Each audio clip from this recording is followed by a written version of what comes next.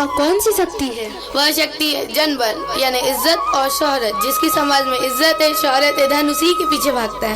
बहन जी, मैं इसमें कुछ संशोधन करना चाहता हूँ। हाँ कहिए। धन बल, जन बल, बुद्धि अपार, सदाचार बिन सब बेकार। अर्थात सद आचरण के बिना धन बल और जन बल दोनों ही बेकार है। इसलिए मेरे ख्याल से सद आचरण ही सबसे बड़ी शक्ति है। आपने बिल्कुल सही कहा, लेकिन भाई साहब सदाचरण तभी आता है जब हमारे विचार पवित्र हो, पॉजिटिव हो। इस संसार की सबसे बड़ी शक्ति सद्विचार की शक्ति है। पंडित श्री राम शर्मा आचार्य ने भी कहा है, जो व्यक्ति जैसा सोचता है और करता है वह वैसा ही बन जाता है। इस शक्ति का जिसने अवलंबन कर लिया उसका जीवन बदल गया। और वो कैसे, क्या हो गया, आइए इस शक्ति का उदाहरण एक सत्य घटना के माध्यम से समझें। इतने उदास मन से कहाँ जा रहे हो बेटे? कहीं नहीं महात्मन।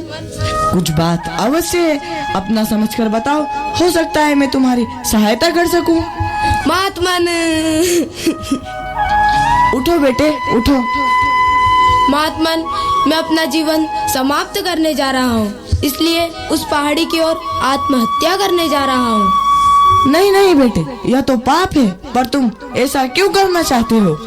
महात्मन, मुझे मेरे माता पिता एवं शिक्षक बहुत मारते हैं। पर क्यों बेटे?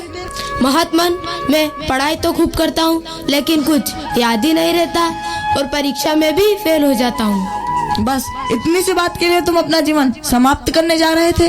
तो आप ही बताएं महात्मन, मैं क्या करूँ?